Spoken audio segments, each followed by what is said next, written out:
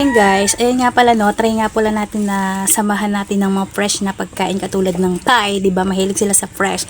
So titikman natin ngayon kung pwede bang yung mga fresh na to ay pwede natin kainin na tayong mga Pinoy. Kung gayahin natin yung mga Thai no. Kasi meron ako dito magbe-breakfast ako. Itatry ko na kainin yung mga fresh na ampalaya. Tapos yung fresh na fresh na sitaw and fresh na yung ampalayang ligaw. Tapos meron ako ditong tortang talong. Kakain ako. And may sausawan ako dito na bagoong. So, itry natin. Let's go! Kain na tayo. Ay, thank you Lord sa pagkain na to Lord. Thank you. Ayan. Titikman natin yung first itong sitaw, no? Sasawsaw natin siya sa bagoong. Ayan. Tingnan natin, di ba? Para sa mga ay, yun.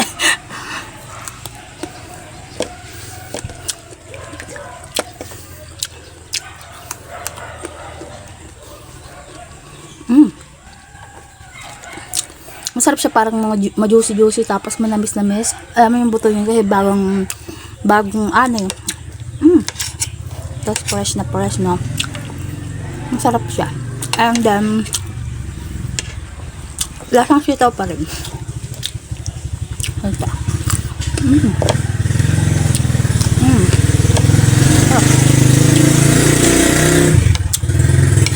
Sausaw sa bagoong masarap.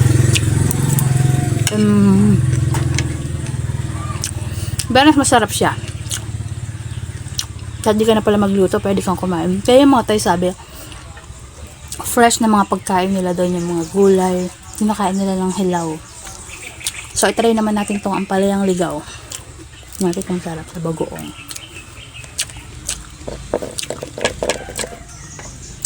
Try this. Sana mapait kaya to, or ano kaya lasa na to? Baka maglasang karne to. Hindi, charot lang.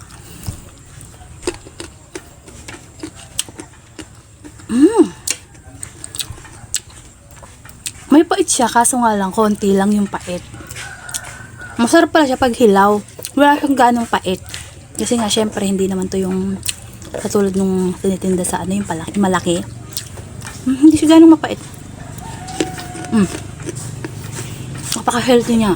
Kaya ako sa inyo, kung kayo ay may mga nararamdaman sa katawan, pwede kayo kumain na to. Napaka-sustansya. Sarap. Perfect kanin. So, ito torta naman. Tortang talong. Masarap din siya. Kanin. Pero masarap din to. Ang palaya. Hindi siya mapait. May konting-konti lang. Kaya hindi tulad ng iba mapait. Tapos, tatry naman natin itong ampalayang dahon. Siyempre, kumain tayo ng bunga. Tikman natin itong ampalayang dahon. Nasa bagoong. Tikman natin. Kung masarap.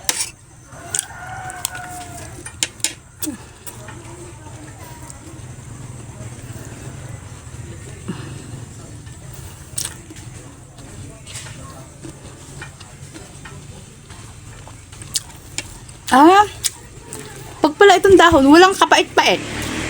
Promise. Pag pala hilaw siya, wala siyang kapait-pait. Itong dahon, promise. Kahit itry nyo pa, walang kapait-pait. Wala.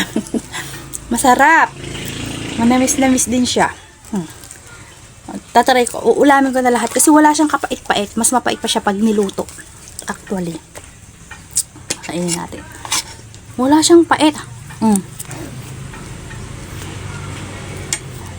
Masarap siya. Alam pait. Mas mapait pa pag niluluto, guys. Sarap. Ulo ko na. Ayan. Kapag meron kayong mga fresh na gulay dyan, itry nyo na at napakasarap. Ma-healthy pa sa ating katawan. Ayan. Follow and share. Paki-share naman ang aking video. Thank you for watching.